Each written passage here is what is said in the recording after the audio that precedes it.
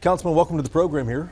Well, thank you, Jason. Let's talk about the power struggle over Dart. How likely is a one city, one vote scenario to happen in Dart where all member cities have an equal vote? Is that likely at all? No, and it's not realistic. It doesn't fairly represent the different population, the different ridership, and the different financial contributions to Dart.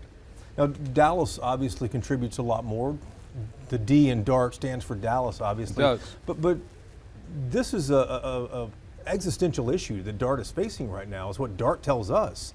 If you have these member cities pull out, that will affect the entire system. How concerned are you that these member cities might back off and back away from it and vote to leave? Well, I can't really speculate about what the voters are going to do on May the 2nd.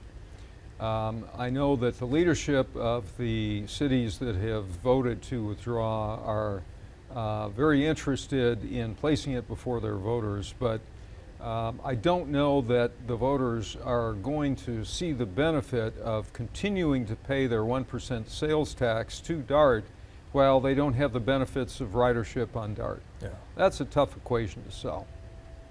At the end of the day, though, money aside, what I hear, and I'm sure you hear too, Councilman, is that the governance of Dart, the way the board is made up, is just not reflective of what the growing region looks like. These cities say they want more say on the board, and Dallas has it all right now. Well, that isn't strictly accurate. Dallas has a little over 50% voting opportunities at the board. We have. But that's a majority. I mean, Dallas can decide what to do. Yes, it's a majority. But a lot of the critical decisions, such as budgets and capital expenditures, have to be voted on by a supermajority. So Dallas can't control those decisions on its own. We have to collaborate with other members to vote for those significant issues. Are there talks happening behind the scenes right now with these cities, Highland Park, Irving, Plano, these cities that are putting this to a vote?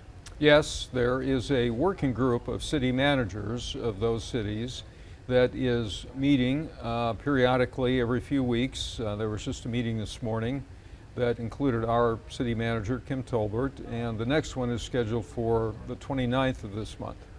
What would happen to Dart service in Dallas if these 5 cities decided they were going to leave? Well, that's something that I think has been exaggerated in the media.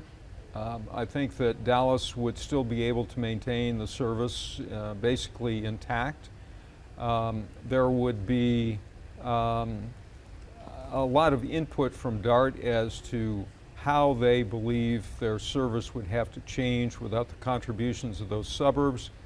But Dallas would still be the majority contributor to those funds, and we would still have significant ridership in our city. And so I wouldn't conclude that Dart is history if these cities withdraw. I think it survives. You think it survives either way? Yes. If these cities withdraw, though, do people in Dallas pay more for Dart? Well, that's going to be up to number crunching by Dart.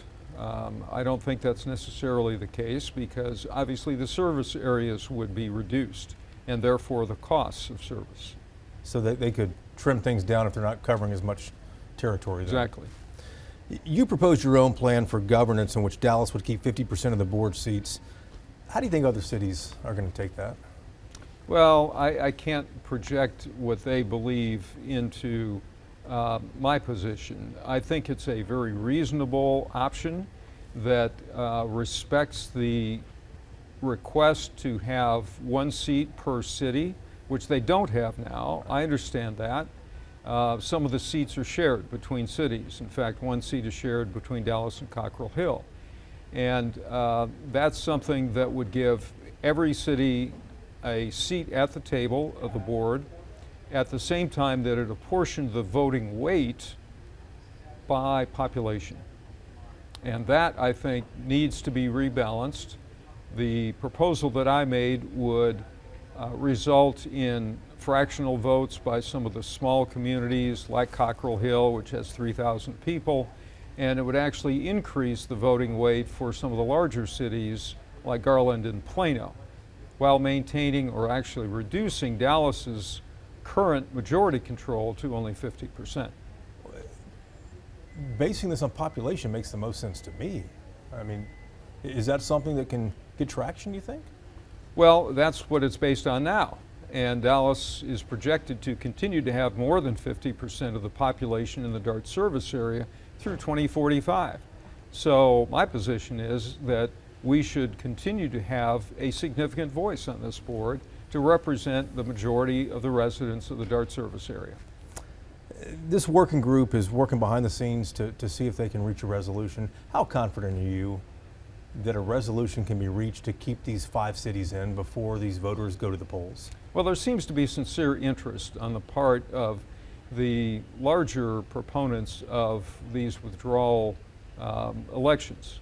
And they seem honestly interested in continuing these discussions to try to avoid those kinds of withdrawal elections. I'm hopeful that they can be satisfied, but I can't put myself in their shoes to tell you what it's going to take to get them to rescind these withdrawal elections. That's up to them. You represent a big chunk of downtown Dallas, the city center, including the area where AT&T has its global headquarters. It announced it's moving to Plano. Do you think Dallas needs to reimagine downtown after losing this massive corporate resident? Well, downtown Dallas is reimagining itself. It's in transition. 20, 30 years ago, at a time when I officed downtown, downtown was strictly an office center. There were 200 people that lived in the Manor House in downtown, and that was it. And at 6 o'clock, they rolled up the sidewalks, and there was nobody in downtown at that point. Now we have 15 to 16,000 residents in downtown. It's transitioned from strictly office employment centers to a mixed-use center of the city. It still retains tremendous popularity. That's why it's attracted 15,000 residents who want to live in a dense urban environment with walkable streets. That's a great transition. More and more people, the younger generations, want to live in an urban walkable area. So I believe that Dallas downtown is transitioning to a center of not only employment, but also residential, entertainment, the cultural arts represented by our tremendously successful arts district in the downtown loop, and sporting events as well. But at the end of the day, I mean, any downtown wants huge corporate residents, don't they? Well, in terms of the city's revenue generation, as long as they're in the city, that tax revenue doesn't really change. And although it's regrettable that AT&T is leaving downtown, I look at this as an opportunity to redevelop their campus. They are leaving behind a building that could very possibly be converted into residential use. There's still a continuing demand for conversion of some office buildings downtown that have less occupancy into mixed-use buildings with residential, hotels, and office use. And so I see this as an opportunity to continue that trend. Is City Hall working with DDI, Downtown Dallas Inc., and developers to help it transition, to reimagine downtown? We have an ongoing dialogue with Downtown Dallas Inc. They're our partners in downtown. And they have their finger on the pulse of the real estate market. And that's been of tremendous use for the city, as well as the other services, their clean team, and other services, their safety patrol that they provide to downtown. And this is something that we do have ongoing discussions with our partners, our downtown stakeholders, about what we envision for downtown and to assist them in following this transition. For example, we just provided $100 million in TIF financing for the redevelopment of the Bank of America Tower downtown to include a hotel there. There's a tremendous demand for hotel rooms downtown, particularly with the advent of the new convention center. I've heard it said that we need 3,000 new hotel rooms downtown. And so we're seeing that kind of interest in development. That's a very positive sign for downtown.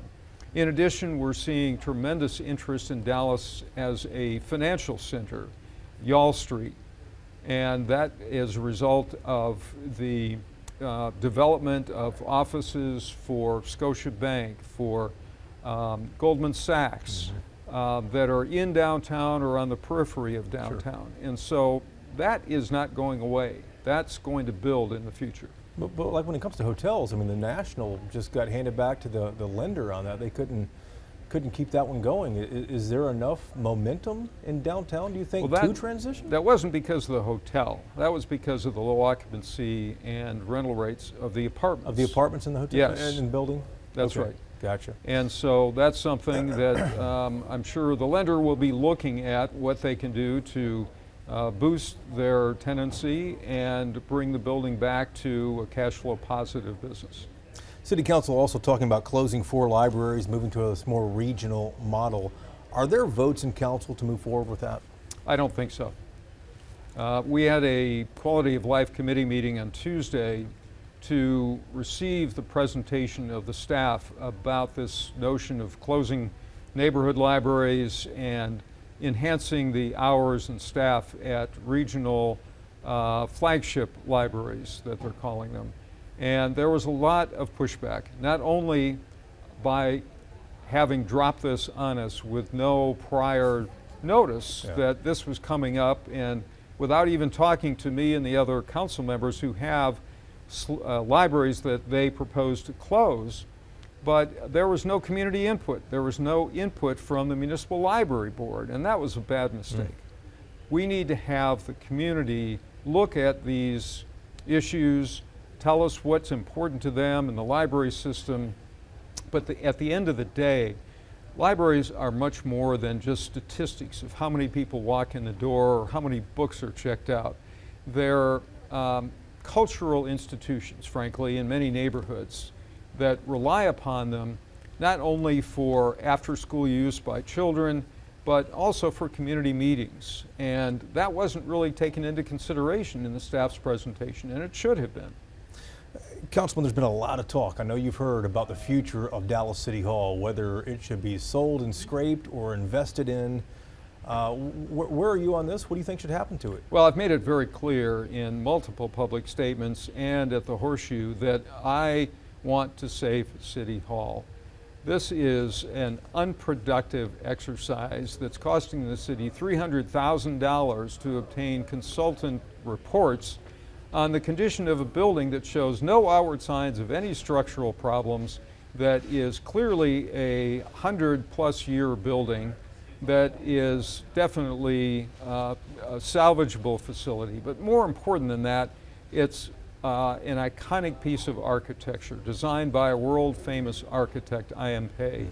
It is the visible presence of city government in downtown, which is where city government should be located. Everyone recognizes it as City Hall. We have public facilities for parking for public meetings. We have the plaza for assemblies, for protests. There was just a protest against ICE there this weekend. Where would we do that in a private office building if we move? Good point. If supporters of City Hall are able to successfully save the building, though, are you concerned that the Dallas Mavs might leave downtown? No, I'm not. They have never expressed an interest in the City Hall site.